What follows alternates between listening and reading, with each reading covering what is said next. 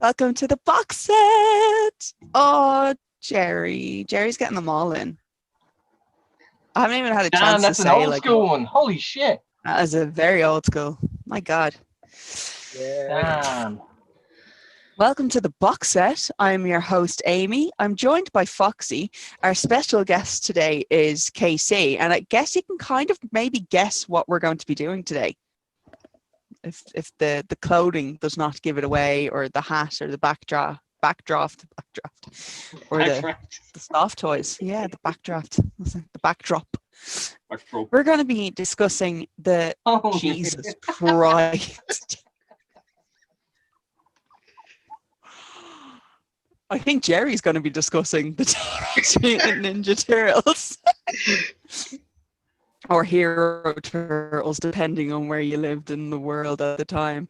But yeah, we're going to be going through TV shows, movies of the Teenage Mutant Ninja Turtles. Are we excited? Because there's no conspiracy regarding these. I mean, they are a conspiracy in themselves, realistically, like when you think about it.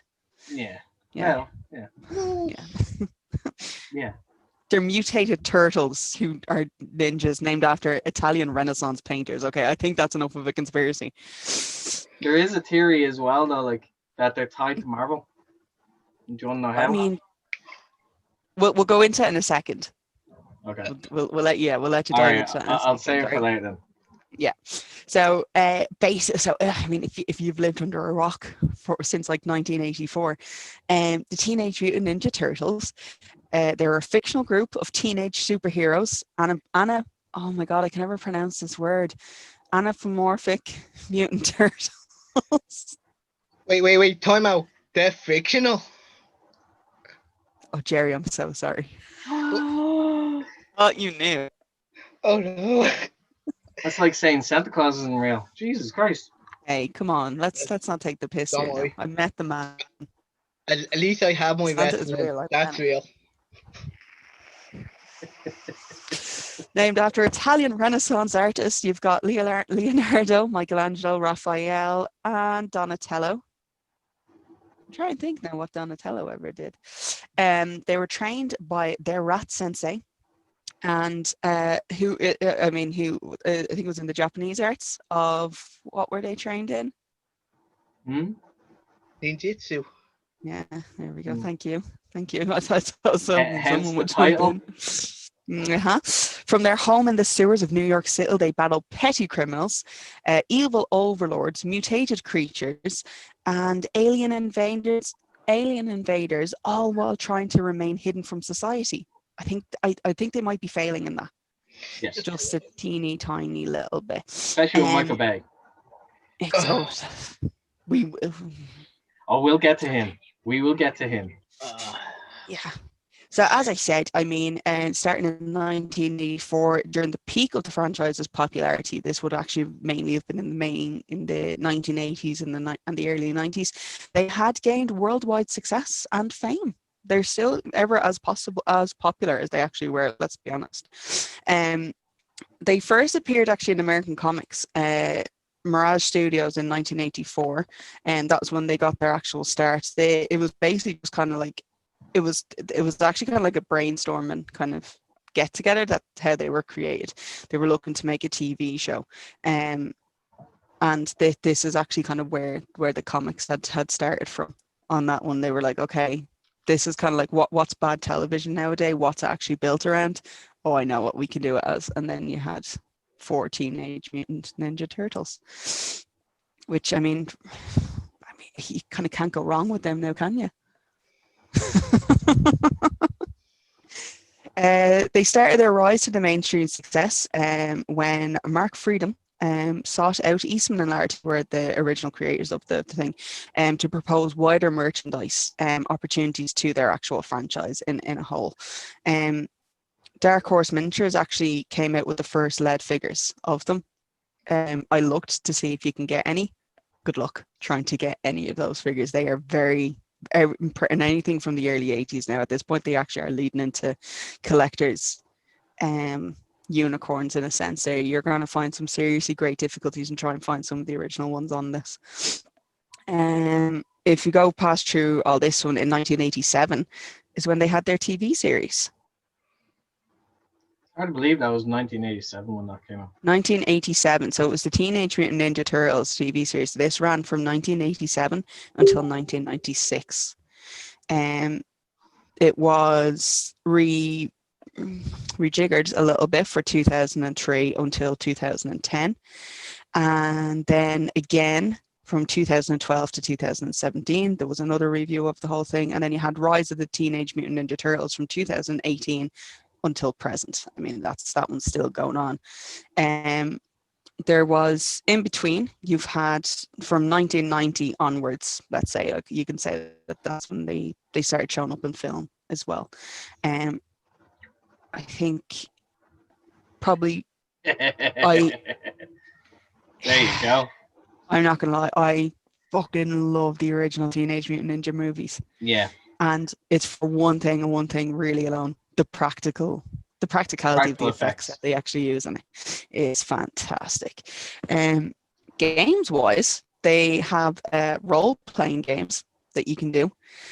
Teenage Mutant Ninja Turtles and Others Strangeness is an actual role-playing game that they have for, or then I don't have the list of video games, but they also had an awful lot of those ones as well. Mm-hmm. Right. We have a slew of characters. Not many actually for this one, which is actually really cool on this one when you really think about it. There's a handful of characters that have kind of been around for the entirety of the series. So you have, obviously, we have our four mains in Leonardo, Raphael, Michelangelo, Donatello, Splinter, April O'Neil. Casey Jones, who's going to be a little bit hit and miss, I think, for some of the movies. I think he was. I don't think he was in the original 90s movies, but he was in the Michael Bay updates, who was played by Arrow. He was in the first one and third one. Yeah. First one, so it was the second one he was missing them from. The Shredder, who was played by Katie Harvey's favorite wrestler. Super Shredder. Man, that blew me mind when I discovered that. That was literally one of the was the Super moments. Shredder. Yeah, because I didn't know that until like the last decade, 2010, the 2010s. You know 'Cause what? I was rewatching. It came up Kevin Nash. I was like, Kevin. That seems familiar. Do you know what blew my mind? Was the original voice of Shredder was Uncle Phil. I was like, Yeah. that did not compute with me at all.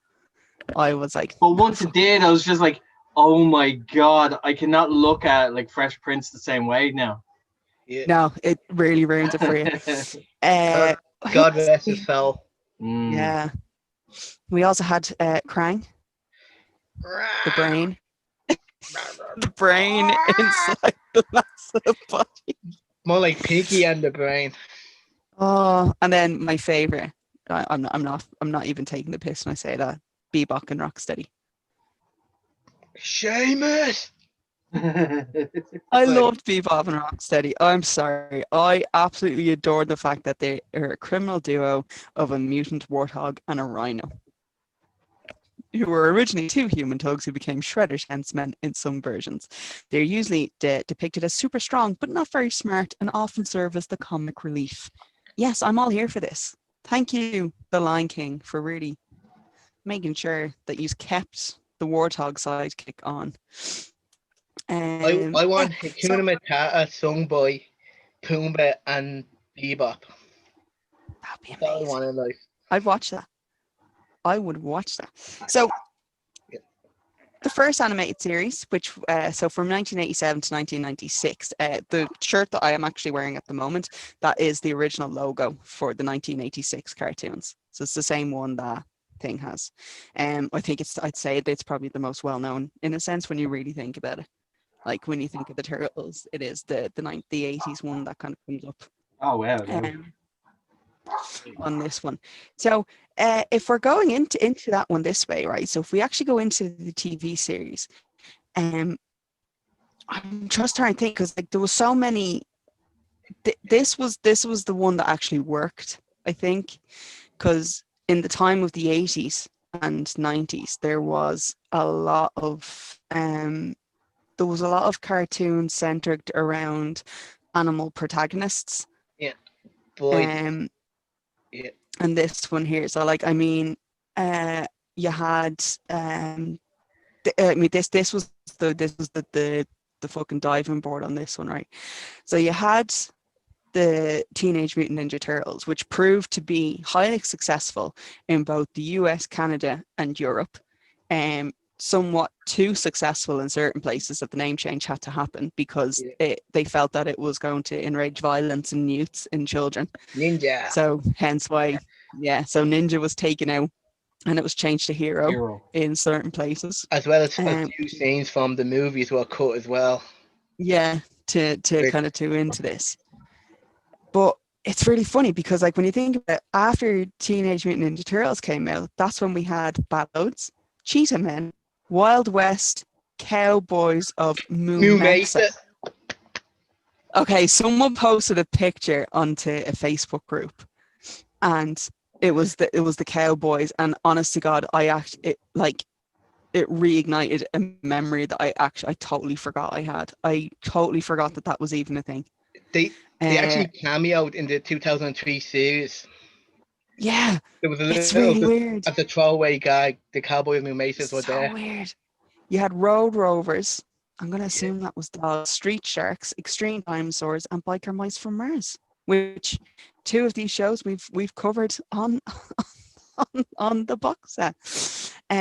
But yeah, I mean, like, so Gerry, throwing to you on this one, what drew you to the Turtles? What drew me to them? It's hard to pinpoint. I think it was just, I'm probably going to say Raph breaking the fourth wall from time to time. Because as a kid, as an impressionable kid, you're watching a cartoon, but there's just that little bit of extra thing where a character just turns to the screen and it's like he's talking to you. Yeah. So I think that just won me over straight away. But to say what actually got me hooked in, it's just, I think I'm in too deep now to know where it began. All I know is that I'm in the swamp, I'm in the sewer, all in, pizza. like giving me pizza, and can't remember where it started. I think the first episode was The Incredible Shrinking Turtles of the original series. Was the first episode I think I watched. And what was interesting is Shredder came out and single-handedly bet all the turtles in the fight scene. Like what? And it was just an interesting thing because you're looking back for the rest of the series, the villains kind of became comic relief as opposed to being an actual threat. So, but yeah, it was like The Incredible Shrinking Turtles was the first episode I seen and just been hooked ever since. See, actually, you know what? It's really funny though when you. I don't want to butcher names. I'm not great with Japanese names, okay? And the lads can attest to this because when I'm trying to name Japanese wrestlers, it's horrific. It's really bad because I do it phonetically as opposed to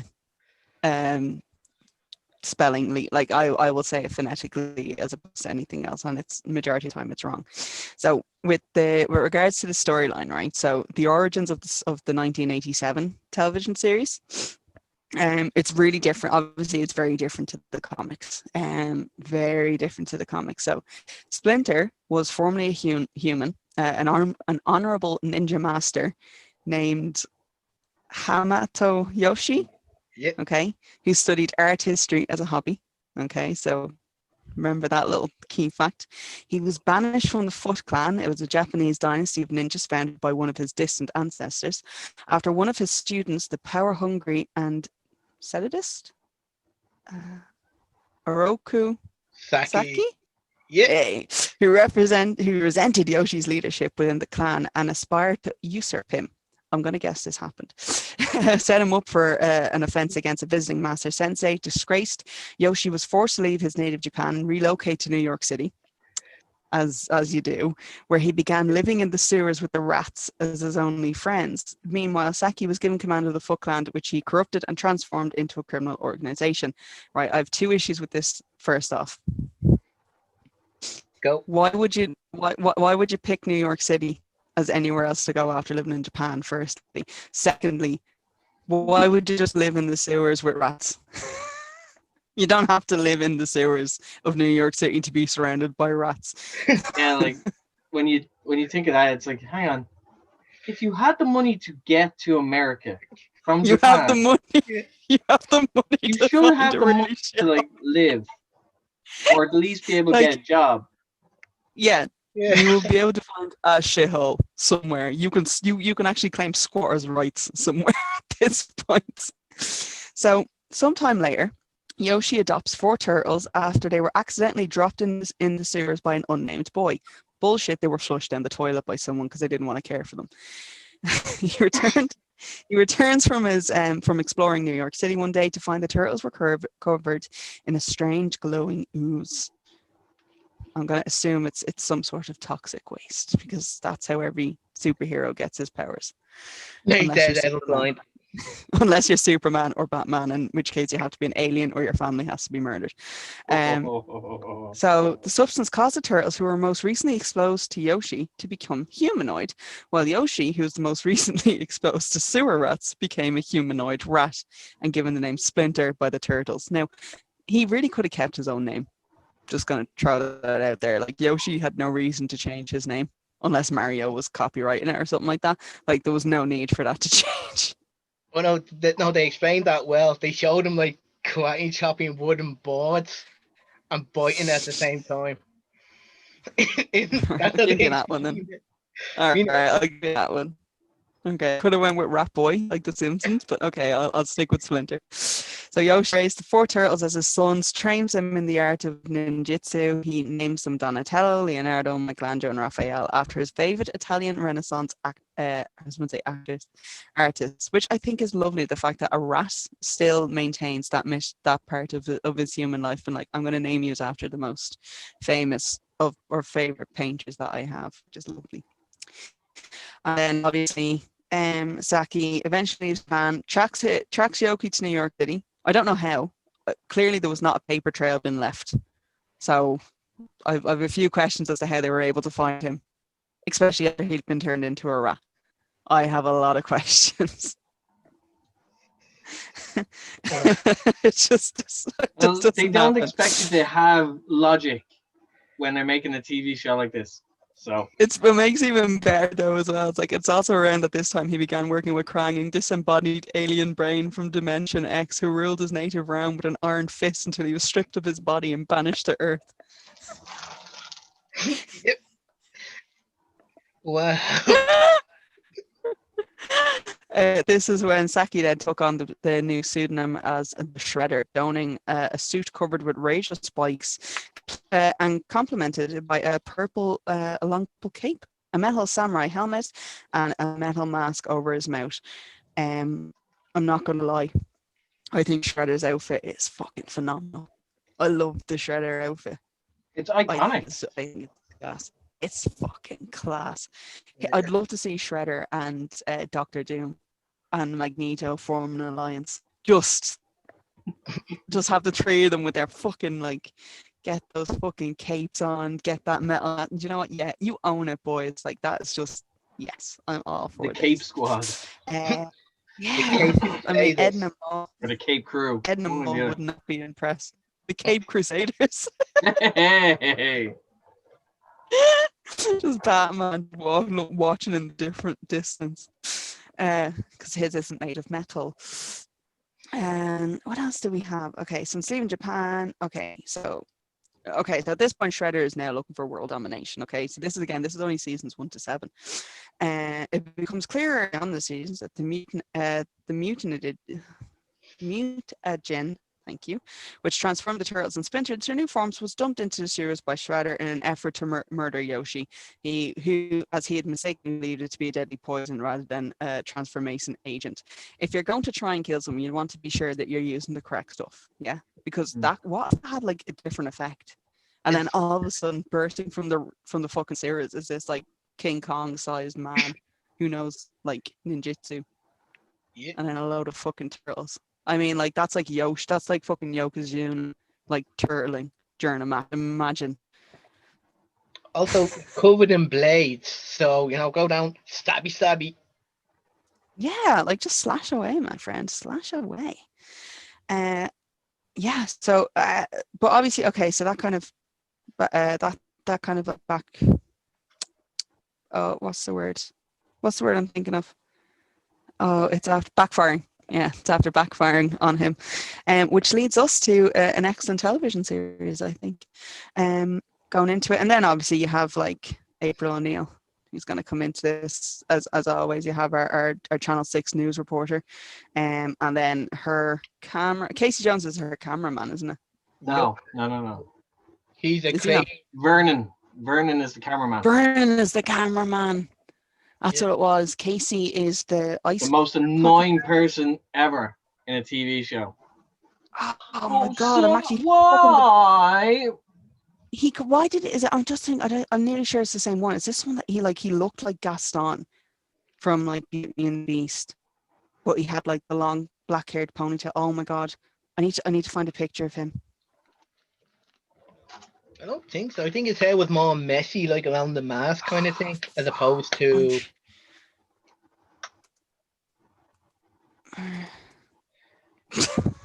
Vernon K is the first thing that pops up as soon as I type in V.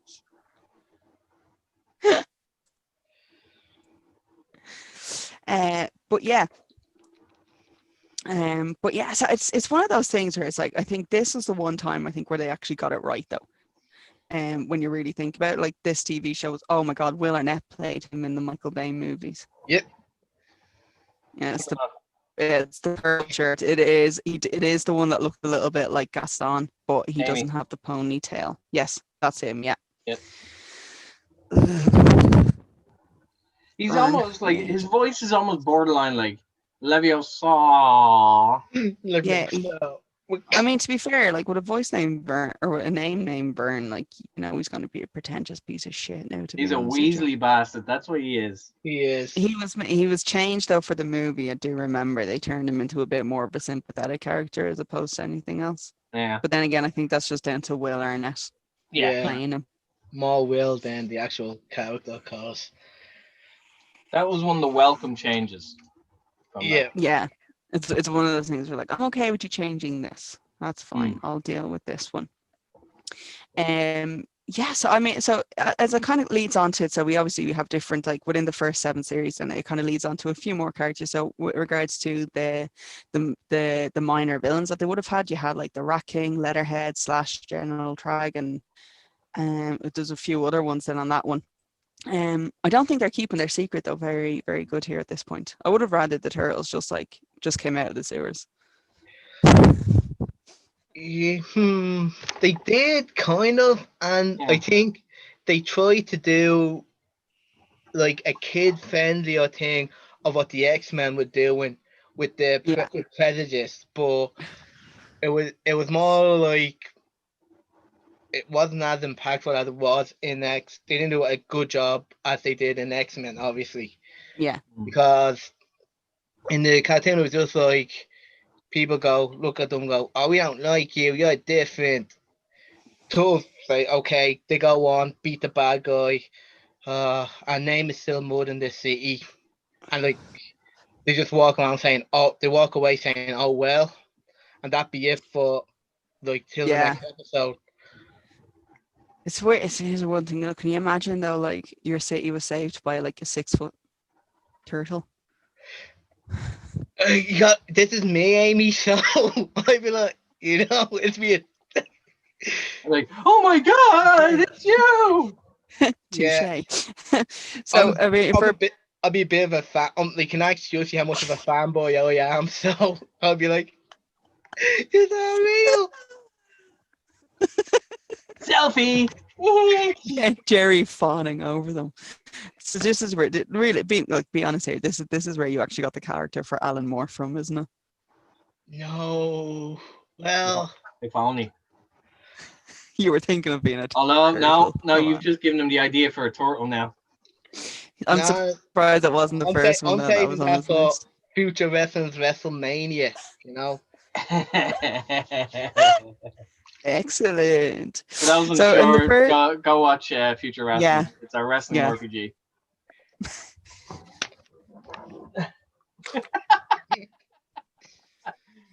I'm just after remembering something from it. I'm sorry.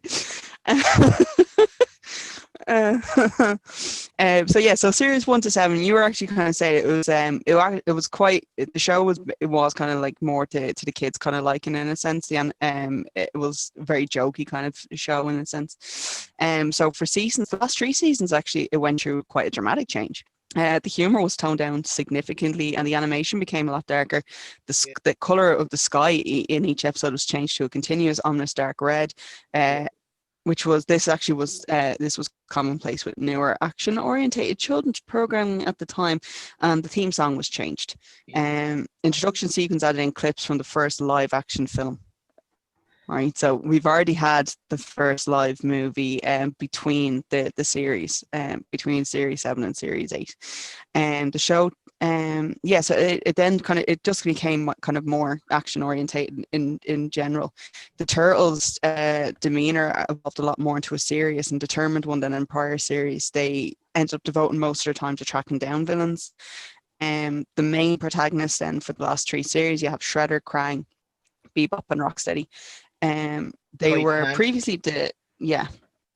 were previously depicted as dangerous but comically inept villains, but now they became a lot more menacing. They were a unified threat, and additionally, then Krang had revealed he had seized power in Dimension X through numerous betrayals and widespread destruction, resulting in the old enemies seeking vengeance.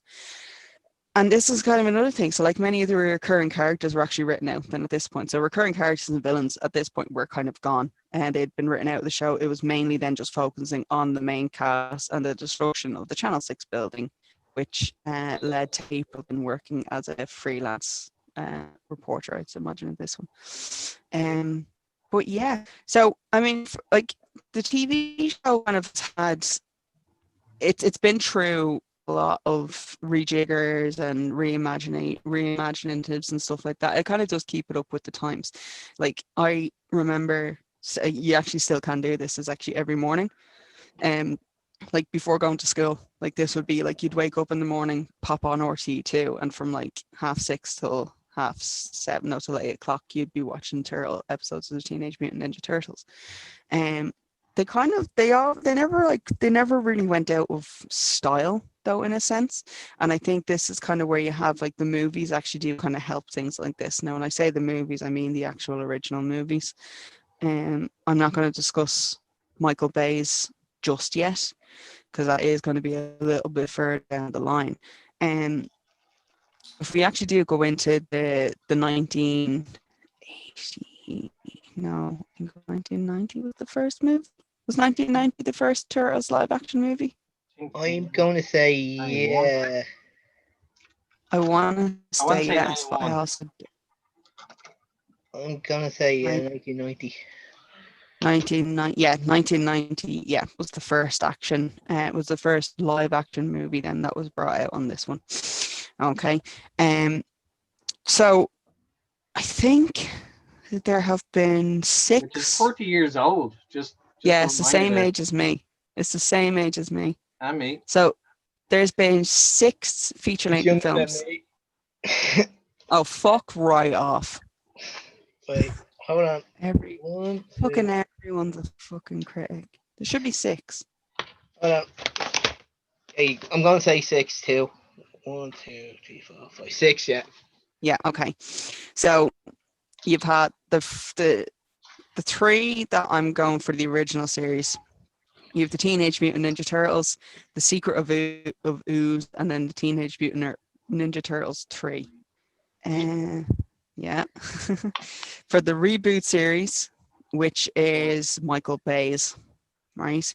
You have Teenage Mutant Ninja Turtles and then Teenage Mutant Ninja Turtles Out of the Shadows. Really? Because I thought the TMNT had their film beforehand. Yeah. That would have been, yeah, but they weren't part of the reboot series. That was its own standalone movie. 2007. Yeah. So Michael Bay had, so you have the 3 original series, which would have been the ones that had like Corey Feldman, and stuff like with the actual suits. Then you had TMNT, which was a standalone movie. It didn't have any sequels. And then you had the Michael Bay ones, which was Teenage Mutant Ninja Turtles, and then Out of the Shadows. Yeah. So between 1993 then and then 2007, that was the gap between movies. It was a long way. The total fan. Fucking long ass, like. But I want to talk. So we're gonna just very quickly. We'll just jump into the movie here, right? Yeah. This is one of my favorite things ever, right? So you've got, if you haven't actually seen the original Teenage Mutant Ninja Turtle movies, what have you been doing with your life? You've missed out on something absolute fantastical. It is absolute. It's just one of those things. It actually is a joy to watch on this one, and I'm an absolute mark for Jim Henson.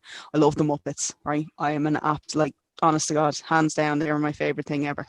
But the thing is with Jim Henson's puppet, his puppet workshop, he has worked on probably some of the greatest movies that you've ever watched, and not even realize that's his work that's doing it. So like the turtle outfits, the turtle suits that they wear, like that they have in the actual movie, that is Jim Henson's, like that's his work and stuff like that. Like, and you can really look at it and like, it's like watching an updated version of Labyrinth, if you get me. So like when you see like all those kind of like characters and stuff, everything is just Jim Henson. It's brilliant. I love it. But yeah, so if we're going into like, so you have like obviously so the plot of the original movie, and you've got a crime wave that's in New York. April O'Neil is correctly theorizes that it's the mysterious ninja Foot Clan is behind the rising of chaos. So already it's not like a reboot, or not a reboot. It's not, you're not going in blind into this movie. So like everything is already set out for you when you're watching this movie, because obviously you followed along with the cartoons. So you've already seen the original series. So straight away, it doesn't look kind of mollycoddly to it. It's already straight away, this is what's going on. It's already kind of set up this way. Excuse me. So you've got the Shredder, the Foot Leader's orders April silence. She's attacked by the Foot in subway and knocked unconscious. So Raphael, who's one of the Teenage Mutant Ninja Turtles, he emerges from the shadows in a non-creepy, rapey type way, defeats the Foot, carries her to the Turtles' hideout, unaware that one of the Foot is watching, is following him. Splinter, the Rat Master, this is what they have him down as, explains to April that he and the Turtles were once ordinary animals. This is where you've got a little bit of a difference here. They were once ordinary animals. No, sir, you were a human, in case you've clearly forgotten. But they were mutated into intelligent creatures by toxic waste, trained by Splinter in the art of ninjutsu. After the Turtles exhort April home, they find their hideout is ransacked and Splinter has been kidnapped. They return to April, and then they go to her apartment and they spend the night there. Again, it's one of those things where I'm kind of like, you clearly did not read or watch your animated series close enough that he's already forgotten he was human. How would a rat know like any form of martial arts? He was in his cage. Hamata Yoshi in the movies was Splinter's master. Yeah. Like he was a rat. And for some weird reason, he wasn't mutated at this point, he was in a cage. The rat watched Hamata Yoshi like as he was training, and the rat was the rat mimic Hamata Yoshi. And that's why I'll be honest with you. Yeah. Rats are very smart and intelligent creatures, right? They really fucking are. And that's not a bullshit thing. But come on. I would have more belief in saying, oh, he was a human who was turned into a humanized rat than, oh, he was a rat that was like toxic waste did this to him. I'm sorry. There's going to be some serious brain damage there. I'm sorry. Yeah, like they rejigged like the origin story a bit, like a few times during the history, because like they did that where it was a rat that mimicked his master and just happened to mutate because of the waste. Yeah, the waste. But then there was also the other origin, which is more commonly known, that he was a human and was mutated by the ooze into the rat. Yeah, it's the toxic waste thing that kind of always it's a massive pet peeve of mine with regards to any type of movie. Like toxic waste has this adverse effect of turning you into something else. Like it will make you grow a significant size, or it will give you these superpowers. The first word in is toxic. Sorry, it's not. That's going to kill you. Okay, this is why American kids are stupid. Because honestly, like their president told people to drink bleach because clearly he was watching fucking Teenage Mutant Ninja Turtles as a child. Hey, you Not can't even put as a that one on child. the Ninja Turtles. That's President Like Sophie's bump. shit like that. That's shit like that. That I'm always like, oh, it's not what toxic waste does. Natural selection. Yeah. So you have these things here. So obviously, so you have April's supervisor, Charles Pennington. His son he's working for Shredder as well. So he's kind of like the back and forth on this one and thing. He works for like the Foot Clan. Yeah, it was kind. Uh, I think they didn't say it in the movies, but I think they were the Purple Dragons. It was kind of yes. like the stepping stone to the Foot Clan. Yeah. But So I think, yeah, the way everything is just kind of like the Foot Clan though. Everything they're just like we'll just keep it as one. yeah, So obviously we have our heroes go into a bit of a desert go into a bit of character development here, because obviously they're going to have an argument, and our fearless leader Leonardo and Raphael get into an argument. Obviously he gets ambushed, he's knocked out unconscious, and the turtles scramble to defend themselves, assisted by the vigilante Casey Jones, who had recently met Raphael. The building catches fire. Fight the turtles to retreat back, then abandoning to an abandoned farm belonging to April's family. Have you ever been to New York? no, Yeah, you. good luck finding farmland in New York. He It's recovers. state. Good luck finding farmland in upstate New York. Okay, they've had to have gone to a different state at this point. New Hampshire, yes, I believe New Hampshire. Right, so this is then when this is kind of when we get into a thing, right? So okay, this is actually also a little bit weird. So Raphael's recovered and the turtles train while April and Casey fall in love. Leo contacts, I know, you have to have a love story. Leo contacts Splinter through astral projection. Meditation. And the turtles, astral projection. Ninja And the turtles return to New training. York. And the turtles return to New York to rescue him. Danny has secretly been taken counsel from Splinter, who tells him a story of his master, who was murdered by a rival ninja over the love of a woman. That's a backstory I can get behind, because nearly every single type of movie that I've watched on any kind of basis of this, i.e. like Mortal Kombat or something like that, it's always to do with a woman or someone's brother. Ancient. Like so. Yeah, so someone got their dick wet when they What are you shouldn't doing causing have, all the or trouble for? that's pretty much where we are. While Splinter was an ordinary rat during the struggle, his cage was broken and he lunged at Saki's face, clawing and biting him. Saki threw Splinter to the floor, took one swipe with his cat. So can someone spell katana? Katana, Isn't yeah. it? It's a katana. It's Yeah, a thank you. sword. Yeah, slicing Splinter's ear. When Danny learned that Shredder intends to have Splinter killed, he and Casey set him free. Splinter reveals to the other teens who have been recruited by the Foot that Shredder has been brainwashing them to do his dirty work. Real this, they all resigned from the Foot. Right. I actually have to applaud Shredder here on this one. Getting any type of teen to do anything of that level, that is impressive. I don't like brainwashing is one thing, but actually getting them to go along with it is a completely different thing. So I kind of bow down to him and his powers there. And we're coming up to the third act, which is the ending of the movie. The turtles engage in a foot battle, easily defeating every Foot Clan ninja. Which, I mean, you're going to have to start questioning now Shredder's actual legitimacy as a master of training, if this is the case. Well, in the Foot Clan's defense, they're trying to be ninja, not ninjas against mutant turtles, you know? Why am I sick of Well, here's the thing is, but these Ninja Turtles were trained by a rat. It was basing everything on memory. That's true. The way you could present it is the fact that like these are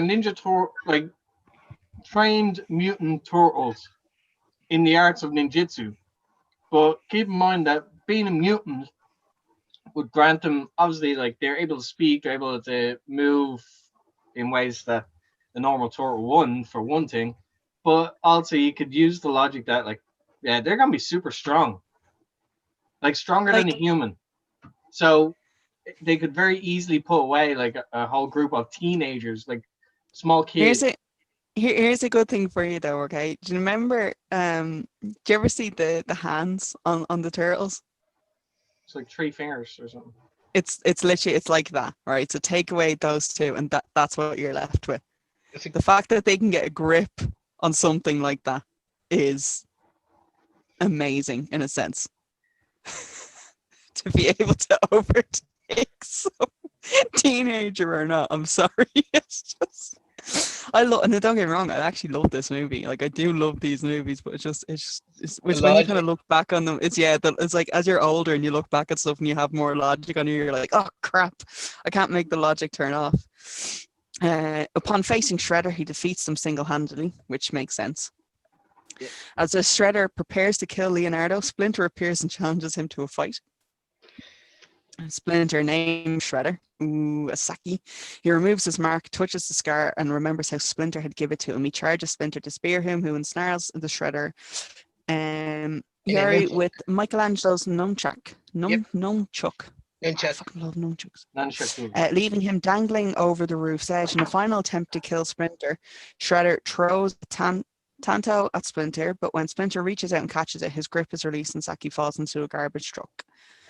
Casey pulls the lever accidentally to activate the compactor, crushing the Shredder. As the police immediately arrive to arrest the foot soldiers, the teens tell them the location of the foot hideout. Charles is reunited with son Danny, gives April her job back, reunited with Splinter. The turtles watch as April and Casey kiss. End scene. MC Hammer. Go ninja, go ninja, go, go. Oh, that's Vanilla Ice. That's the next movie. I know. Holy shit, lads! I'm actually just having a really quick look at the cast on this one. Sam Rockwell was a head thug. Yeah. And Skeet Ulrich and Scott Wolf appeared as unnamed members of the Foot Clan. Now they're uncredited in this, but are you fucking kidding me? Billy Loomis from Scream, the murderer from Scream, was a Foot Clan member. We should have seen it coming. Oh my god. One of the most standout things actually in all this is always going to be, for me, is always Corey Feldman. But I completely screwed up which character he was. Is he? I think he's voice of Don. I don't know why. I always assumed he voiced Michelangelo. Oh, who was it? Sam Smith? No, it wasn't Sam Smith. I forget who voiced Mikey. Mikey was Robbie Wrist. Robbie Wrist. Right. John Robbie Paris Wrist. was Raphael. That's his actual name. Robbie That's his Wrist. actual name. Yeah. R-I-S-T. Wrist. Fucking hell. Right. John Paris, he was Raphael. Corey Feldman, obviously Donatello, and Brian Tucci as Leonardo. I always thought fucking Michelangelo was Corey Feldman because that suits Corey Feldman so fucking much. Like when you really think about it. Oh, that's really sad. Only one of them actually, only one of the person who did the voices also actually was the in-suit performer as well for their turtle. And that was Josh Paris. He was the only one that actually got into the suit as well. So not only did he voice his character, but he also actually played his character. Which is good. Imagine having one of those turtle suits. Imagine having one of those turtle suits in your house. Coming home drunk from a night out, just seeing a giant fucking turtle standing in the corner. Imagine this, like, imagine the stress of having to film in that fucking, like, that's a tough role. I mean, like, I think we talked about, like, was it Jennifer Lawrence, like, being Mystique in X-Men? Yeah. The fact that she didn't like the prosthetics. Yeah. I mean, imagine how, and that's new technology, kind of like prosthetics. Imagine how it was to be in that suit and also perform. Yeah, it's. I'm having a look at. having a look at them now, right? So you have one person, so you have the person who's in the suit who's able to obviously walk and move the limbs, right? Then you also have to have someone else to be the stunt double who actually does like the martial arts stuff.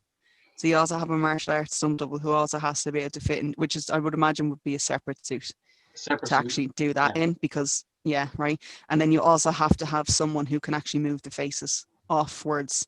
So you're in a suit, right? Which I'd imagine you'd be able to see out at some point, but then you also have to remember there's an awful lot of mechanics going on as well to actually move around. I would be petrified of breaking something. Imagine that, like having a trip or a fall and just falling flat on your face, and then all of a sudden you're like, oh shit, the mount no longer works. Again, it plays into how good like Jim Henson's like studio was, What? like Still in what is. they do. But not only that, just the team in general that went under the suit, the people that you don't see, but they're responsible for everything that you do see. Yeah. This is the thing. It's actually, this is a thing. So the creatures were the creatures. The turtle. After the sketch design for the creative construction team used the studio's backlot to create some of the sets, there were problems with the manholes that led to the turtles' home. 8-foot square room had to be constructed beneath them, but found water at about 5 feet. So they had to pour concrete into underground rooms just to keep water out in order to make it authentic. A tide marker was given. It was covered with brick, plastered and stucco to paint to give the walls a more realistic look. Like that's like, you don't want to be someone who suffers with claustrophobia anyway to work on this. Turtles were created by Jim Henson's Creature Shop in London. Jim Henson had said that the creatures were the most advanced he'd ever worked with. They were first made out of fiberglass, then remolded out of clay. Yeah. They produced as molds to cast the whole body in foam, rubber, latex. And the work at the shop was actually completed within 18 weeks. So it took them 18 weeks to make 4 suits. Yeah. A lot. I mean, like This was also with the foam rubber, like you have to. They also took into account that there's gonna be a lot expected of this suit. Like you're gonna have to be able to like take falls and move about at like in certain ways. So they definitely needed something that was built to last. They are fantastic though to look at, and this is also, the film was released less than 2 months just before Henson's death. So this actually would have been one of the last, I think, actually that he would have worked on. This would have been one of the last movies that he worked on. This one, I mean, they did actually quite well at the box office. There was over 25 million, for its opening weekend, and for of an independent film, because realistically, it actually was an independent film at the time. It turned out to be quite a huge success. It made over 135 million in North America, and then over 66 million outside North America, for a worldwide total of 2 million. It was the highest grossing film of the 90s, making it the 9th highest grossing film of the 90s worldwide. Oh, the film was also nominated for awards by the Academy of Science Fiction, Fantasy and Horror Film. So its budget was 13.5 million and its box office was 202 million. That's Scream's sequel. Yeah. You can almost say they made the green. Get out. They made it rain. Oh, this is bollocks. Wow. This is absolute bollocks. The film received an approval rate of 40% on Rotten Tomatoes.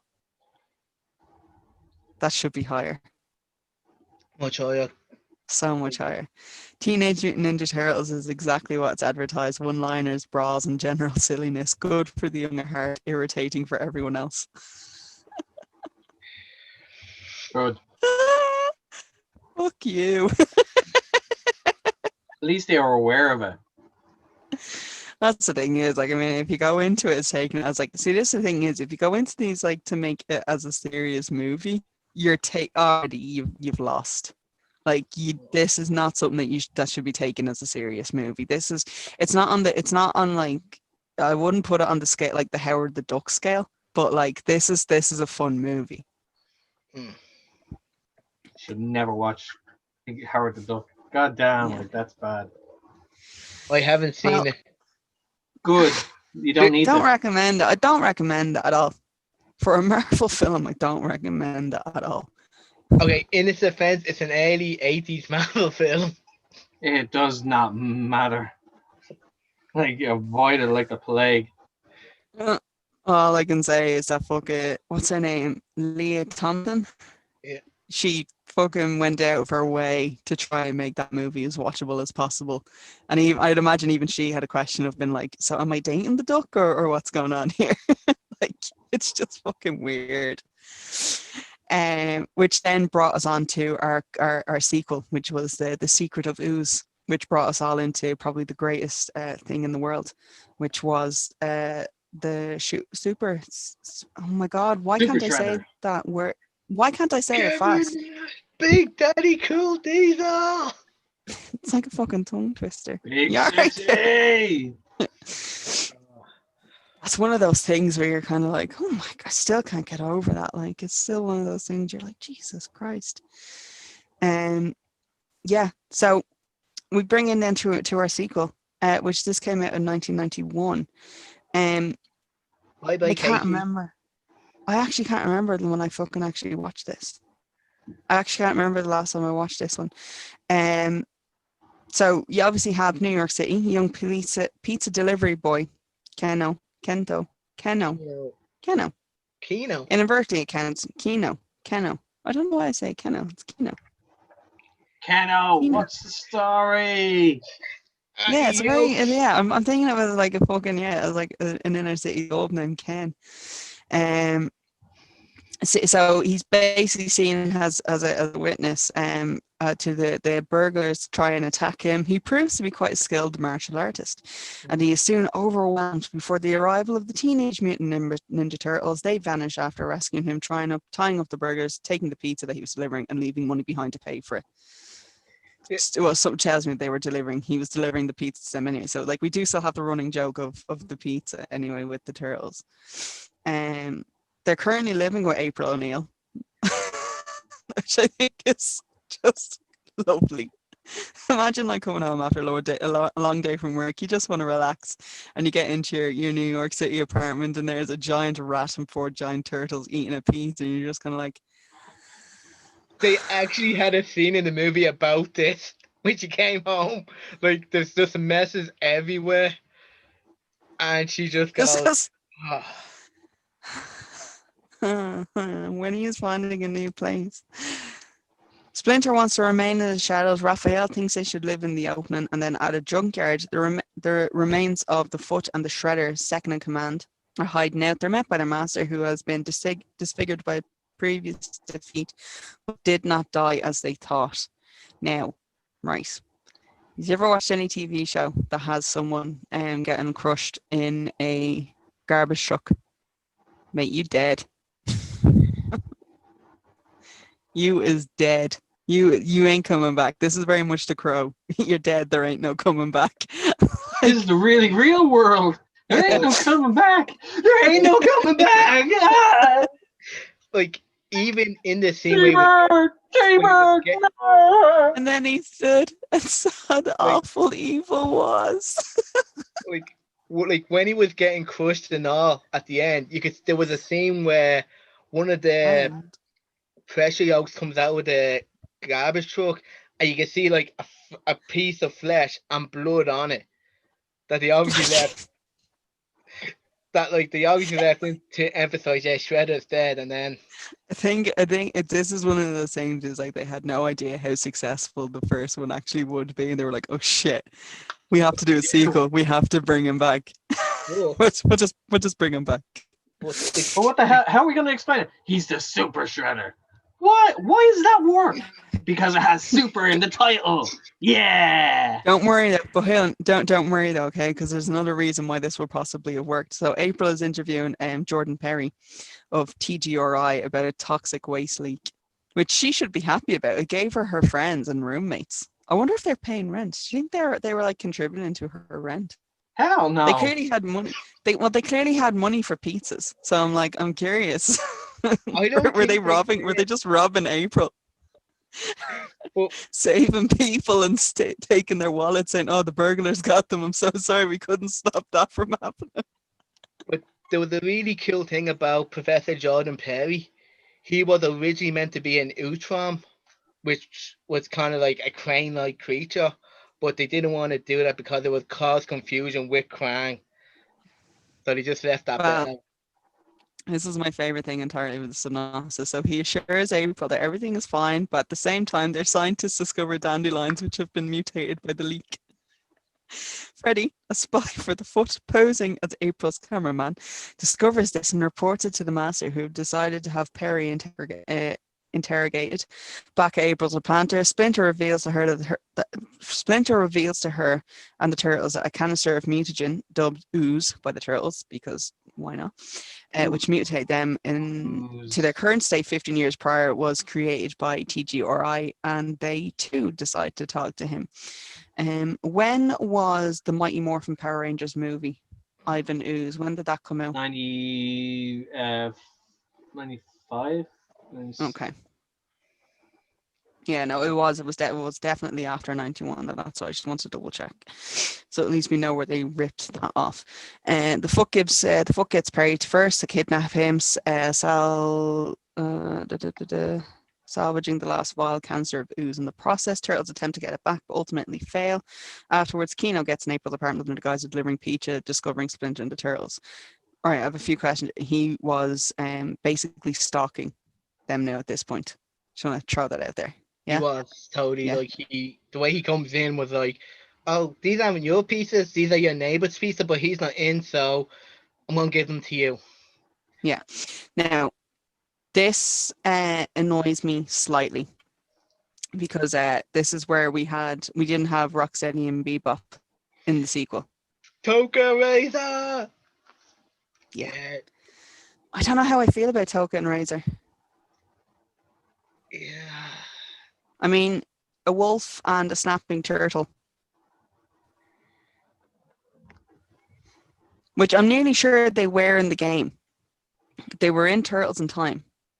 But I think that was based. They were only in Turtles in Time because they were in Secret of the Youth. So Like one was trying to tie into the other, like just referencing. So I don't know how I feel about them. I don't know what it is about it. It's just something about it just doesn't sit right with me.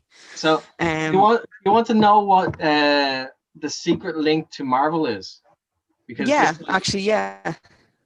So basically, like the ooze that supposedly like mutated all the turtles, it apparently is the same stuff that gave Daredevil his powers, because they reference it in a Daredevil comic.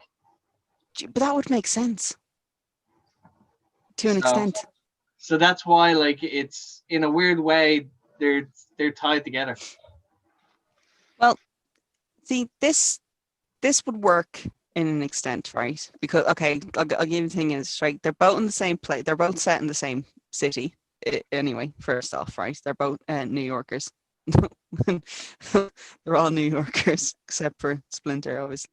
The only issue I have with that one is it just goes to show it would have, this toxic waste would have a different effect on animals as it was to humans.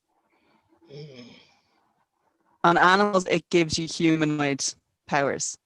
And if it spills on a human, it gives you an animalistic edge. But it will also blind you in the process. So take it or leave.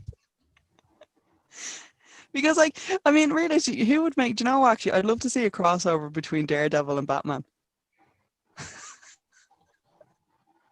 No, they've done Spider-Man and Batman, definitely.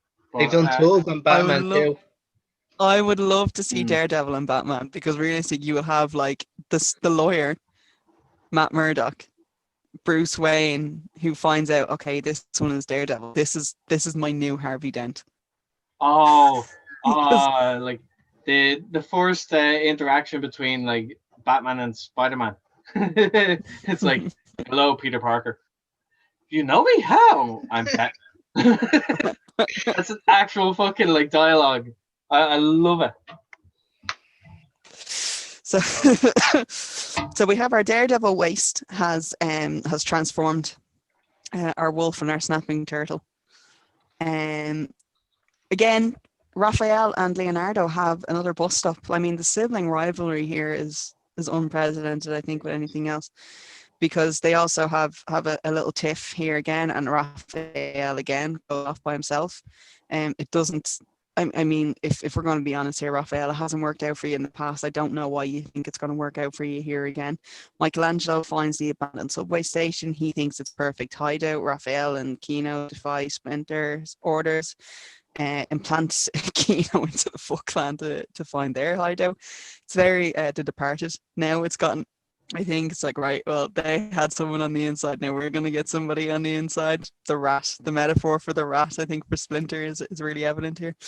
They get caught, obviously. Raphael again is captured, which I'm starting to think now Raphael might be the weakest turtle. Hell When you no. really think about it. He's the absolute. He's playing Daphne now from fucking Scooby-Doo in both movies. No, okay. First movie, he wasn't kidnapped. He got his ass whooped and thrown through the skyline of the apartment. The second, okay, what? He was kidnapped. No. He was Second captured. movie, he's in the full HQ, and he sees the ghost of Shredder. So that obviously affected his fighting thing. Yeah. Sorry. Nah, he's Daphne right now. Fucking yeah. He's had a hissy drop. He's had a hissy, but this is Daphne having a fight with Fred and been like, I'm not the damsel in distress. Sarah Michelle Gellar actually did this in the movies for Scooby-Doo. She goes off in a strop and like, I'm not just a damsel in distress, just like Raphael does when he argues, I'm not the second, like I should be number one. And he goes off by himself and gets fucked over. And in the process, everyone has to come and rescue him. 1, 2, 3. Oh, not Raphael again.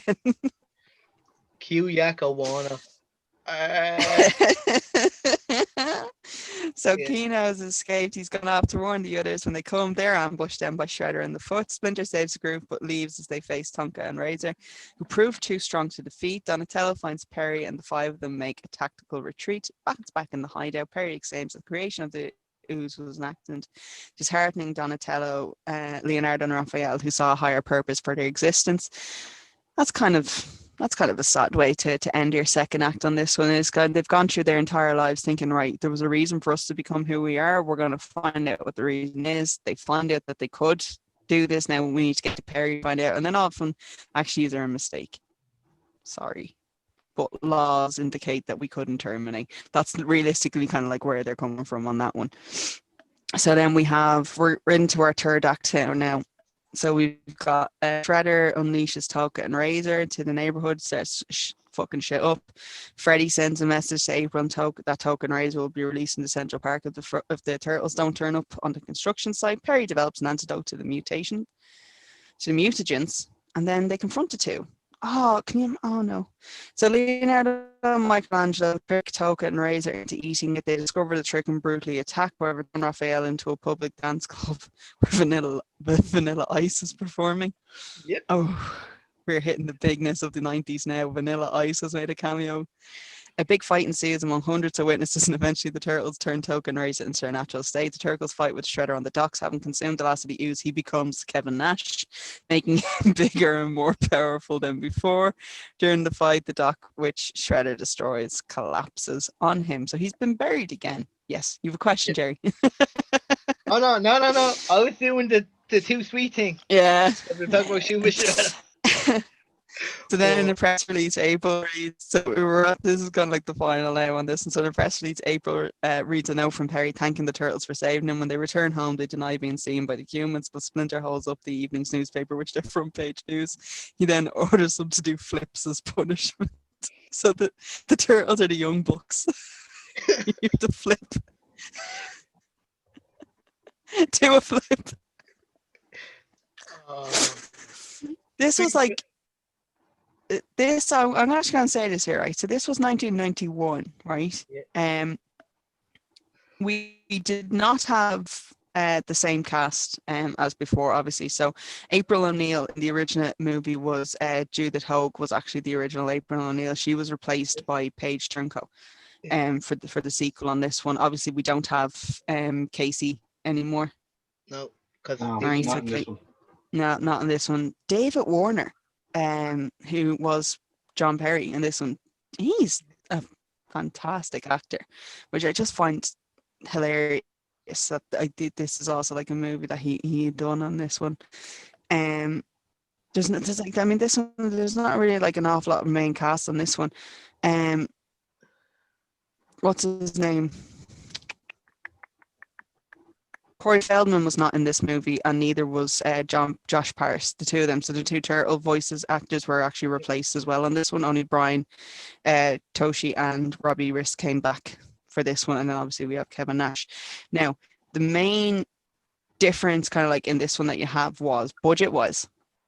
So they had a bigger budget going into it at 25 million.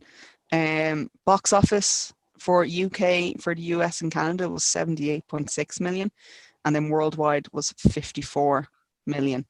And that was actually kind of basing off the worldwide rentals of the actual movie. So that's where they made most of their money, was actually on VHS. So when this was actually released, it was when most of the money was actually made on this one, which is kind of like sad, I think, in a sense.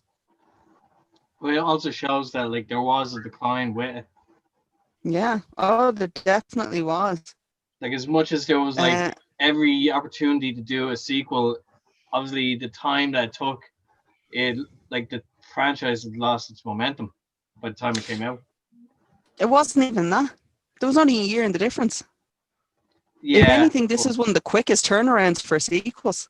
This is actually one of the quickest turnarounds for a sequel that you have on it. I think the issue here was they gave it such a high budget. Okay, this is another thing as well. New Line Cinema was the distributionary for the Turtles movies. New Line Cinema are very they're very well known for basically milking a series for everything that it has. Case in point would be like Nightmare on Elm Street is a really, really good example of they don't know when to stop. So rather than actually work on something that would be worthwhile, they just spun it out. They prefer to spin it out as quickly as possible, sort of thing. So the reason why Razor and Togo were actually in this one is because of there was Kevin Eastman and Peter Laird actually objected for them to use in Bebop and Rocksteady. So there was an issue there on that whole thing with regards to it. That was one main reason why they were actually created for the movie. And I think that's where it doesn't settle on me. It's like rather than come up like with something different, like rather than use something that they were able to use the rights for, they just decided to create something else altogether. That bothers me, and it's very much a real cash grab, and I think that is kind of on the New Line Cinema kind of standpoint in a sense. Do you get me? Yeah. It was the first. This made it the first movie. Yeah.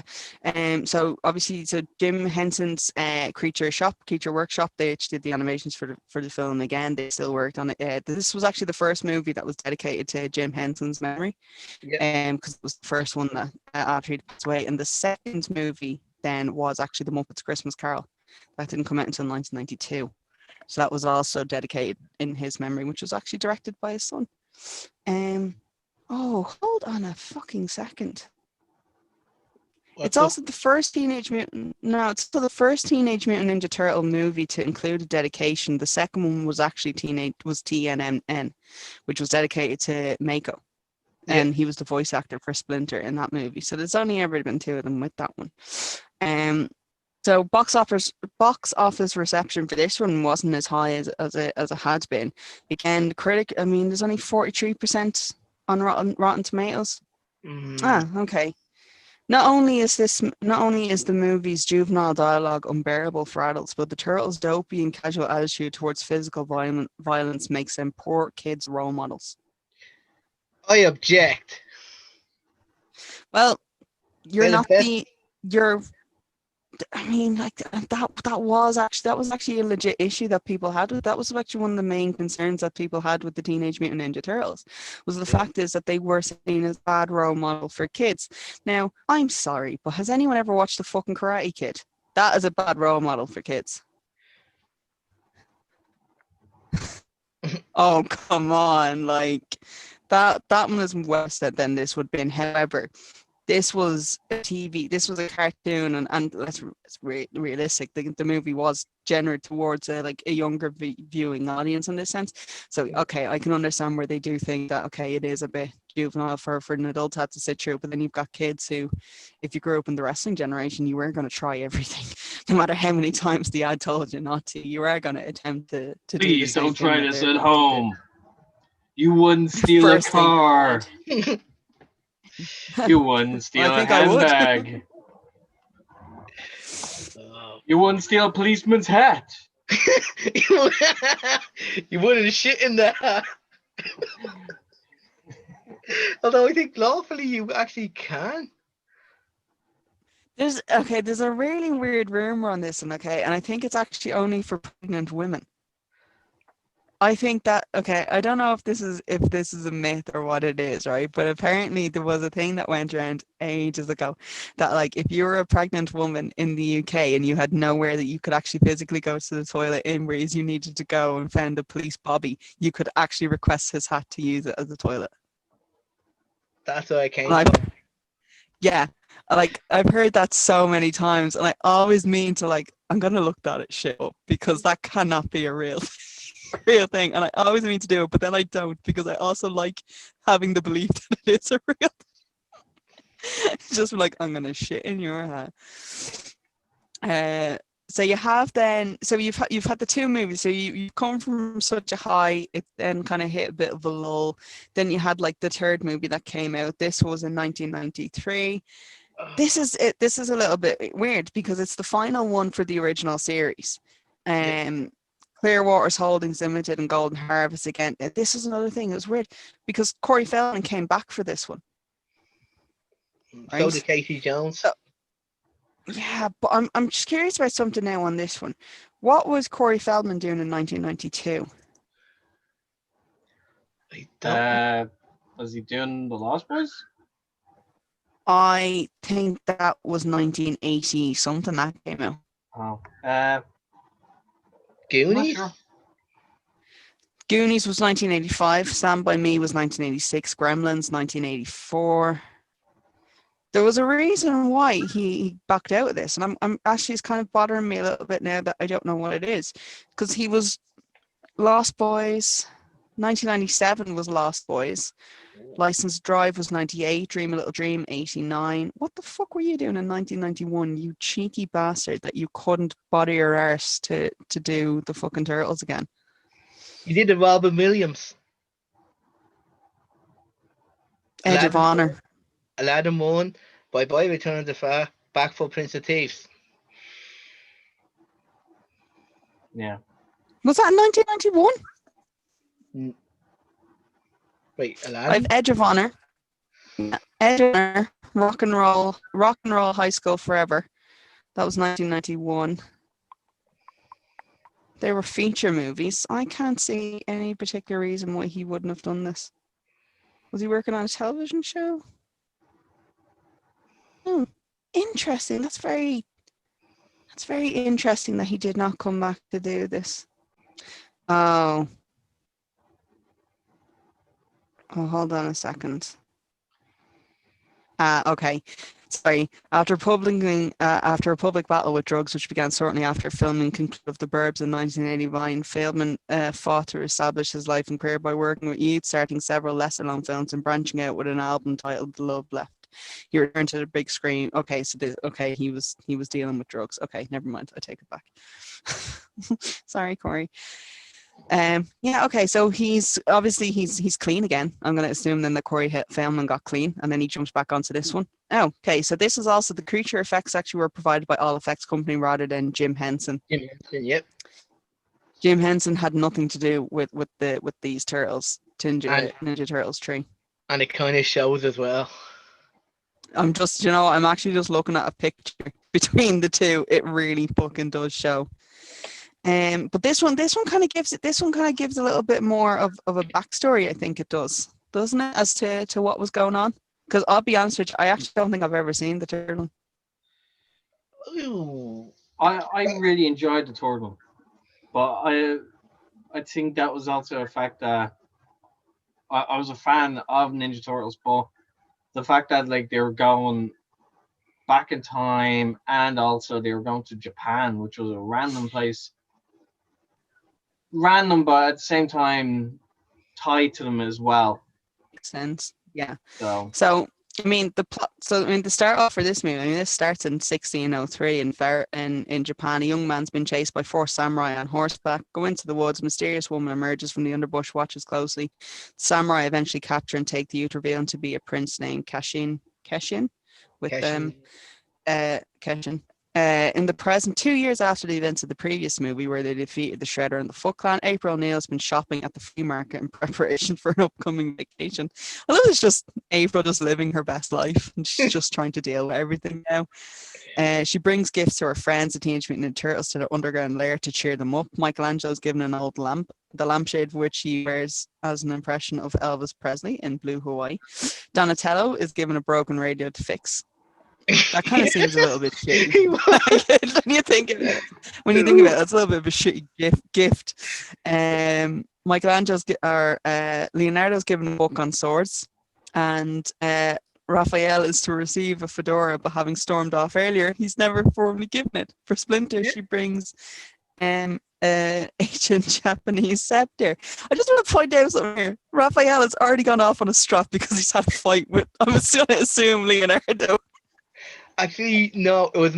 I think no, it was if he was fighting them all, like because he was just pissed off about being in the sewers. Like no one even knows where I lie down here, and then Abel comes down and he's like, "Hey, how you?" hi guys. Yeah, and then he's like, "Fuck it, I'm wrong," and goes off. All right, Eric Hartman, scream again.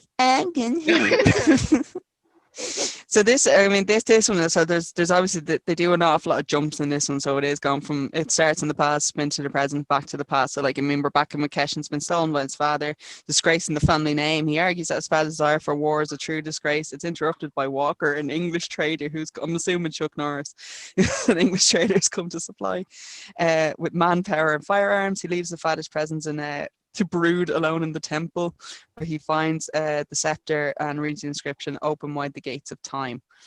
Back to we're coming back into, so April's like looking at it, it begins to light up, the mysterious wind is blowing around her, she's then sent back in time, and Keshin is taking her place. Each wears what the other was wearing at their local space and time. So upon arrival, she's accused of being a witch, which is okay, that's definitely going to happen. It happened to Ash, it's going to happen to her too. Walker deduces she's no power. April's put in prison to suffer. Then you have Keshin is highly distressed upon seeing the turtles, and he calls them Kappa. What is Kappa? What is this? Ancient Japanese demon. Some were good, but some were very bad. I'm looking at the picture of what a Kappa is. They do not look anything like Ninja Turtles would look like. These are walking on all fours and they look like frogs.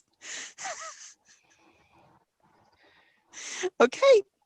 After learning about the situation, the turtles decide to go back in time to get April. However, according to Donatello's calculation, it has to be done within 60 hours. Otherwise, the scepter's power will disappear due to the space-time continuum being out of sync. Thank you, Back to the fucking Future, for giving us the space-time continuum. Oh, I love this so much. This is actually my favorite thing ever. This is then obviously where they bring in Casey Jones, who's basically going to watch over the lair and stuff, and they use the scepter then to warp through time. When doing so, the turtles are replaced by 4 of the honor guards who are confused at their new surroundings.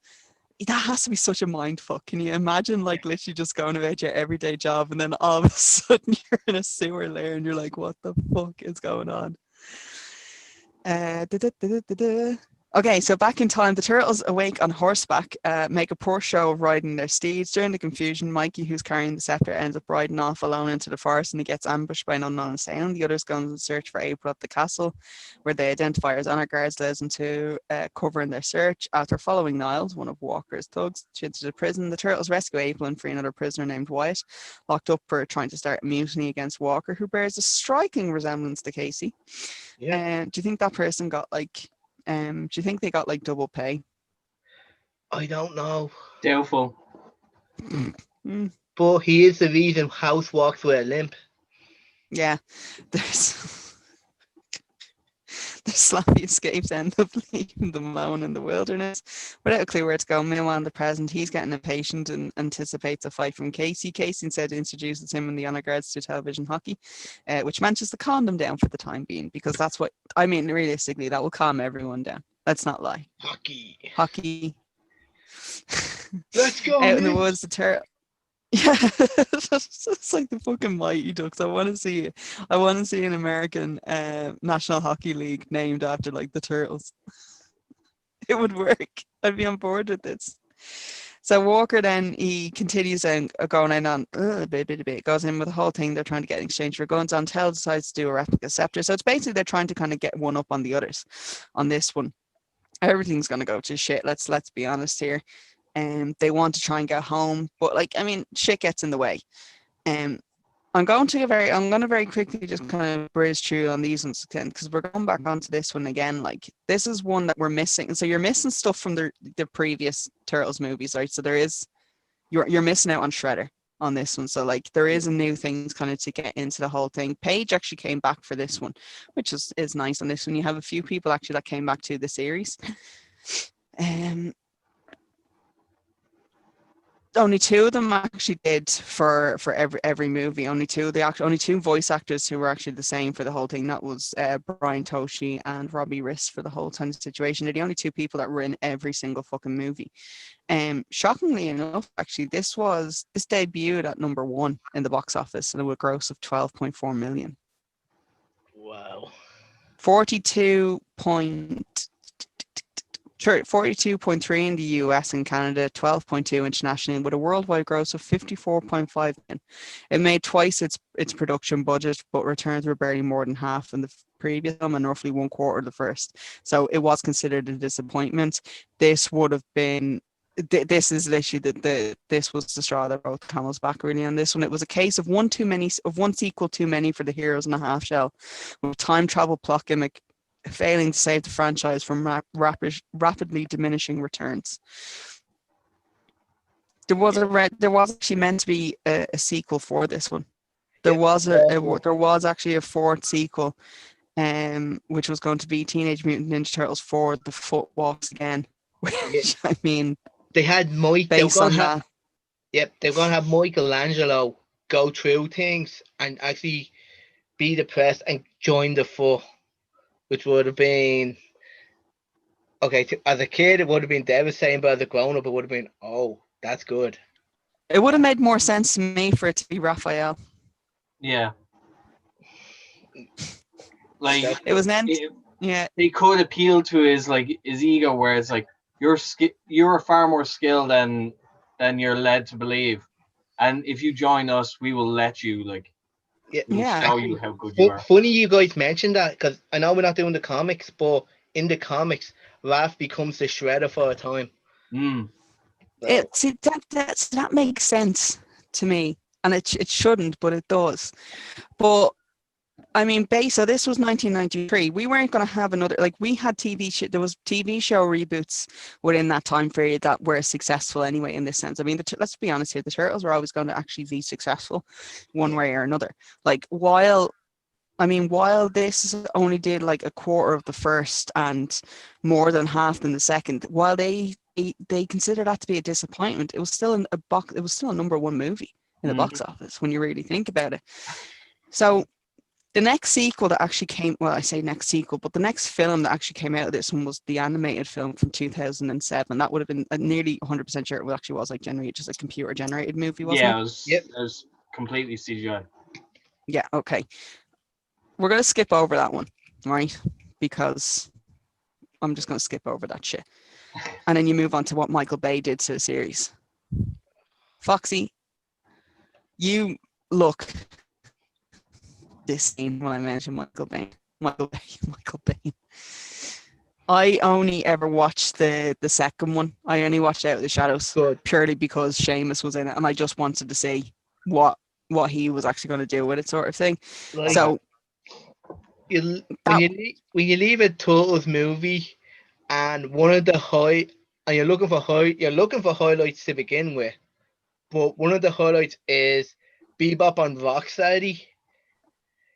I don't think you did a good thing, but did you do it right? well, I think that's another reason as well why I was actually quite into the second one, was because shit, they actually have Bebop and Rocksteady in it, and they're my two favorite villains. If I'm gonna like pick favorite villains out of something, they're going to be the villains on it. But like the issue here is like you're putting Michael Bay is the one that's kind of like he's the one that's like behind the camera, so to speak, on it, and you're kind of like, oh shit. But then you also remember this was a Nickelodeon movie as well. So like it's a reboot in the sense of like, well, this is the reboot for our generation sort of thing. And if you were to look at like kids nowadays, I think we're kind of spoiled with it because we had so many different movies that would have had practical effects in them.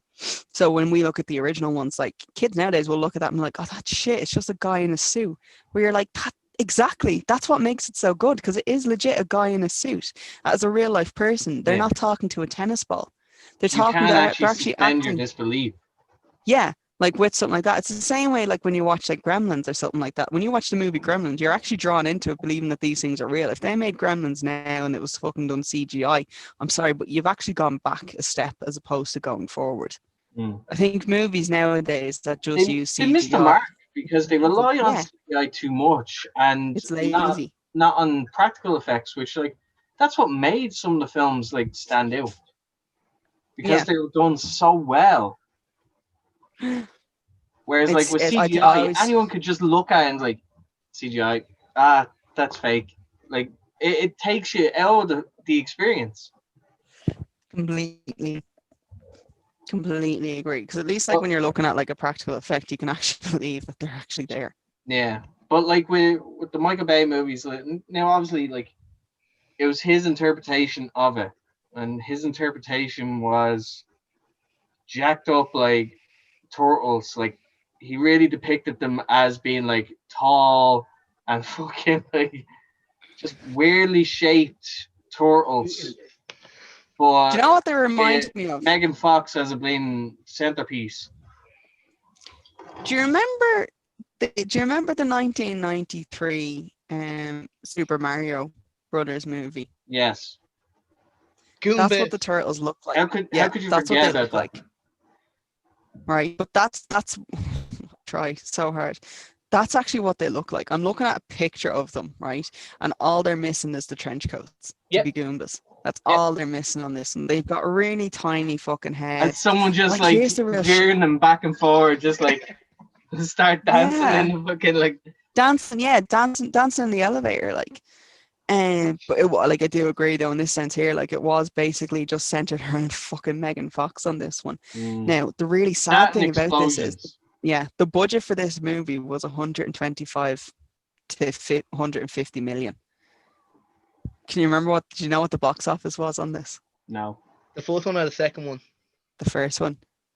Oh, I think the first one probably done all right, I think, compared to the second. 493.3 million. Wow. Was the box office. Also, how did I not fucking realize this, right?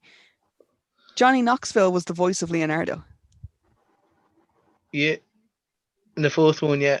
In the first one. I'm assuming he did not go back. No. Whoopi Goldberg was in this movie. I mean, well, like, that should have been, like, I don't know that should have been money in the bank right there, a touchdown for the movie, but it wasn't. They brought her in. They brought her in as Boone Thompson. So. Yeah. I have to admit, I actually didn't realize that this made as much money as it fucking did. Although I should Michael Bay is a have. money making machine. As much as people give him shit, like he fucking knows how to make money.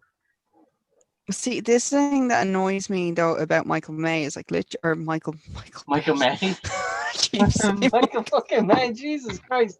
Since when did he have that kind of money?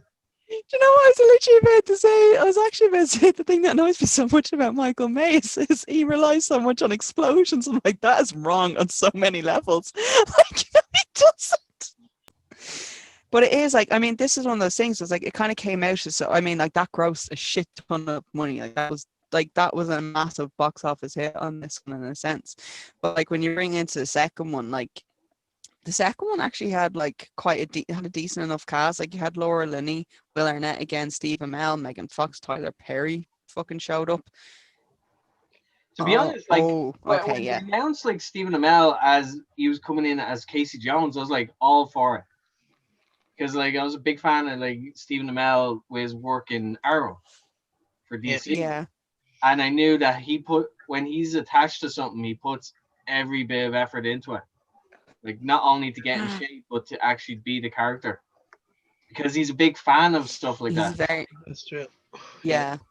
I mean, like the thing, I have to give it to this, and like the thing with the second one on this one, that was like you really have to think about. So you have like, obviously you have our turtles again. You have Bebop and Rocksteady, and this Brad Garrett as Krang. It's really weird casting to me. That is not a shrill voice. Like you need someone who has a really fucking shrill voice to play him. Yeah. Like it doesn't sit well with me on that one, I don't think. But then obviously, so this was the budget for, the budget on this one was 135 million, which the box office returns was 245.6 million. This one had more characters, actually had better characters in it. Had like what you expect to see in a Turtles movie, and it did shit. Yeah. Oh, No one that's went to actually. see it. Yeah, see that's the thing is, this the thing is though, it's like everyone will flock to a movie as soon as like you have a name attached to it, like a name attached to it, and then it is, if it just goes all to shit. But I mean that's the thing with Michael Bay, and Michael Bay he only knows how to use CGI, I find, in his movies now, and that kind of ruins a lot of them for me now in a sense. So if you were going to kind of like actually look at the Turtles as a whole, I think, considering that, like, again, this is a thing that they still kind of run in syndication as well, because like that's what I was thinking, as I was saying, the original 1987 series actually ran consistently well into the 90s as syndicated, and with Network 2, which would have been or RTE2, which ran in syndicate. Channel 4 also picked them up as well. So Channel 4 actually showed them daytime in the mornings between 6 and 7 a.m. If you're ever bored or you just wake up early and you have time to kill, go on to Channel 4 and you'll find the Turtles. Making then kind of like with the box office returns then from the between the first three movies on this one. I mean, these are the ones that I kind of would be nostalgia for. Yeah. Well, the first two anyway, definitely. I have no memory of the third one whatsoever. And it kind of annoys me as something that I don't, considering that one of my favorite Turtle video games is actually based on the idea of the second one, which would have been like Turtles Through Time. That'd be because Turtles in Time is actually called Turtles in Time. Teenage Mutant Ninja Turtles 4 Turtles in Time. Yeah. So like it ties in, like that's the one that kind of ties in with the whole thing, which kind of works on it. And then as soon as you kind of let Michael Bay get his fucking grubby, oh my god, like get his grubby little hands into it, it does kind of kill any real joy that you have for it, because once you've seen, like, if you've gone through watching a movie with practical effects, once you see the CGI version, it kind of does kill the love that you have for, I think, for actually wanting to see another movie on it. Yeah. Because you know what they're going to do. It's pure laziness, I think, though, in this sense, that they just rely so heavily on CGI or animate. Like if it's an animated movie, I can kind of I can be okay with that. But when it's live action, you know what it's doing. Action. It's setting up for a big scene that's going to involve a big explosion at some point, and it's just going to be like, oh yeah, unnecessary. Like it's so unnecessary. If you were going to do another movie again, like what would you, obviously he's on the same sense to me, would you do like with the practical effects and try and get the original voice actors back if they are all still alive and kicking? That'd be a very good touch, but I doubt it. If you're trying to do it and with the hopes of possibly springboarding a second film to come out, then you would need to hire new actors that are younger and but can do the character justice. Who would you see as Leonardo, Michelangelo, Donatello, and Raphael? So it's weird because you could. I would see. I don't know why, but I can imagine Andy Samberg as like one of them. I can imagine him as Michelangelo. I get where you're coming from with that, but I think he'd come across too annoying. That's the reason why I can see people casting him as I think realistically they'd have to find New Yorkers, because I also would imagine that Pete Davidson would be another one of them. I'd say they'd put him in as Raphael. He can be quite hot-headed on Saturday Night Live, I find. Like if you're looking for good character actors, like Bill Hader would be a good one. I'd like to see Bill Hader as Donatello.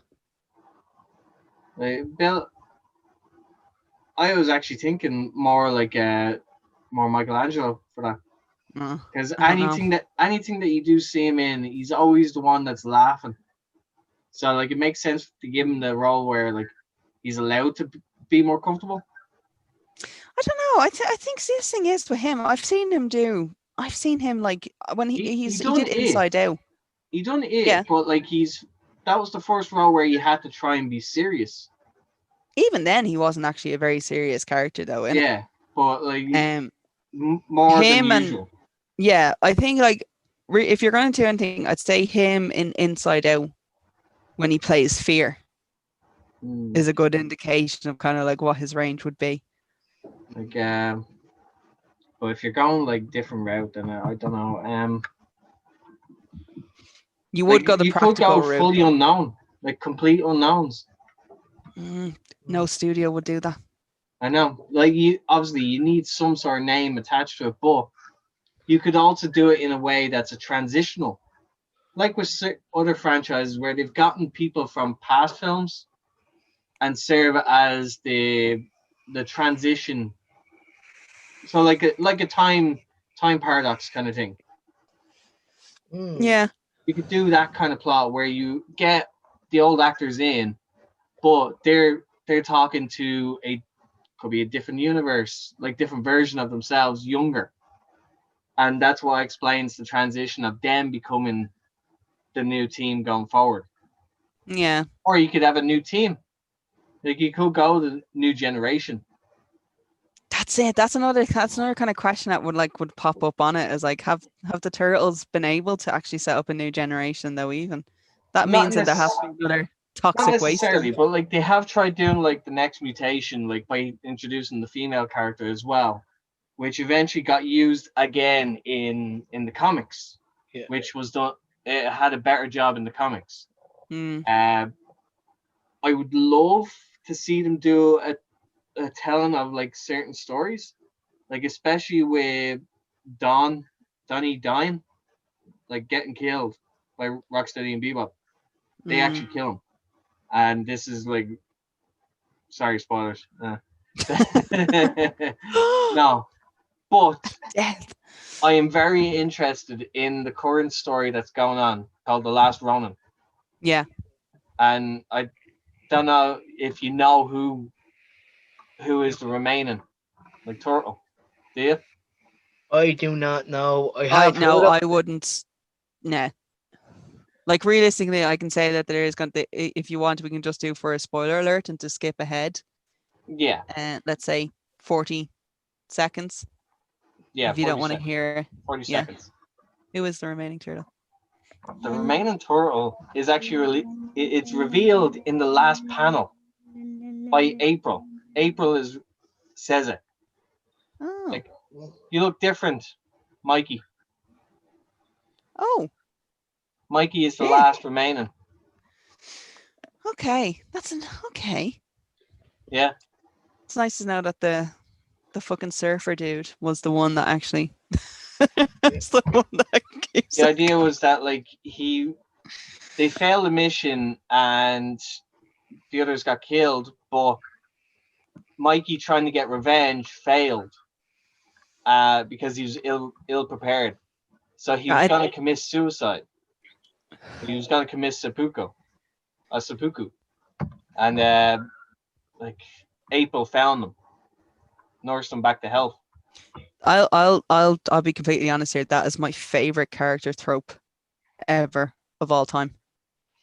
What? It's when they've literally just kind of reached the last point of their like everything has gone to shit around them sort of thing. It's Supernatural did it all the time. Like when like literally you've reached the end of the line, the destructionist has kind of taken over everything. Gene Winchester was a great one for you. He's like, fine, fuck it, and it just becomes like a suicide mission for the rest of the show sort of thing.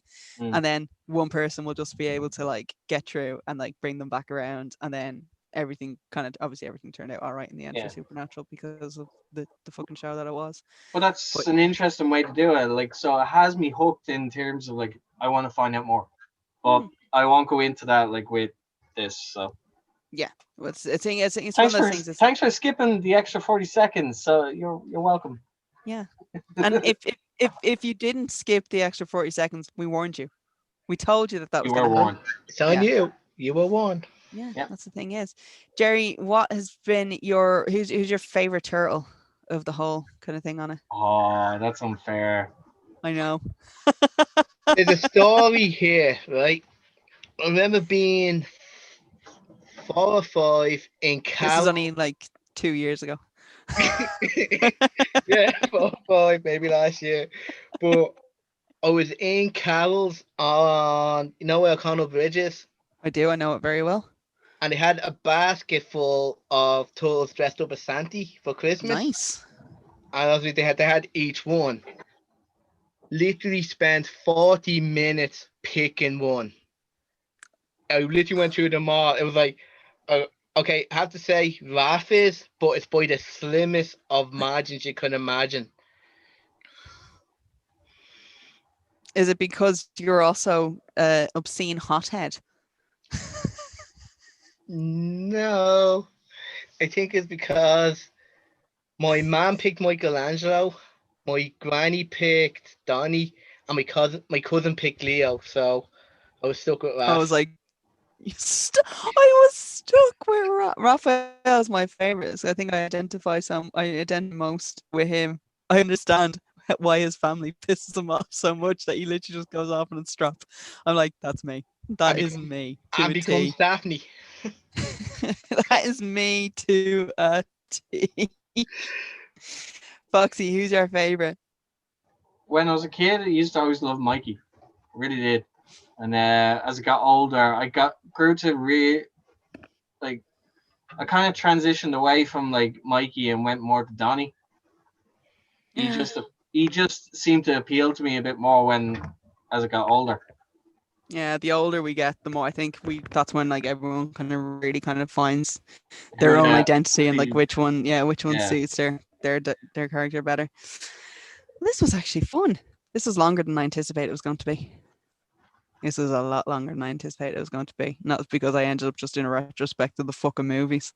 Yeah. And I forgot how really good they actually were and how underappreciated they are. I know what I'm going to be downloading when I get home later on.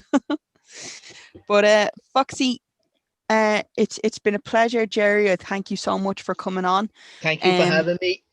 I have no idea. Normally I know what show I'm going to do next, but I don't actually. I kind of had an idea. I think I'm finally going to do considering that it just finished like what 2 weeks ago. I was literally about to say I was about to do my little segue into it. You fucker, yeah. So I was literally what my thing was like. Yeah, I was like, I know there was one that I'd planned on doing, and I wanted to wait until it was finished, and enough time has passed, and I think I'm emotionally ready. I'm not emotionally ready at all to discuss it, but I'm gonna have to do it because there is, oh my god, there's like 15 years worth of television to actually go through on this one. So for the next box set, I'm going to be joined by a fair few people. Actually, there's going to be a lot of us, I think, because a lot of people have asked about this one. So we're finally going to be doing Supernatural. Let's see where the road takes us on this. I'm not actually ready for it. She's not ready. I'm not ready, I but thought I was ready. I'm not ready. I put off watching the final episode. A friend of mine, me and him were kind of the only two that actually really stuck it out throughout the whole thing, no matter how stupid it got, like, and how annoyed we got at certain things. So we watched the whole thing, and then I think the day that it aired in America, he had managed to watch it the same time, and then he texted me the next day, and he was like, "I'd wait if I were you to watch it because you're not." He goes, "You're not going to be happy with it." And I was like, that doesn't sound like me. And then I watched half of it. I say half of it. It got to a certain point and I just turned it off and I just went, I texted him and I was like, okay, it's happened. You're right. I'm not emotionally ready for this. So I had to wait a couple of days before I could like wrap my head around it and then actually finish watching it. I was very happy that with the rest of it. But yeah. So the next box set is going to be Supernatural. And we're going to have I say we'll probably have like a fair few. Like I said, it'll probably be like 5 or 6 of us on the call for depending on things. Hopefully. But yeah, so that's going to be our next box set. So fucking get your Impalas ready, get the back boots on, we're ready to go hunting Get the things, coats saving ready. people, the family business. Yeah, we're going to join the hunt of saving people and hunting things. It is the family business. So I've been your host, Amy. That has been Foxy. That has been Gerry. And we thank you for joining us on the box set, and we'll see you next time. Peace out. Bye.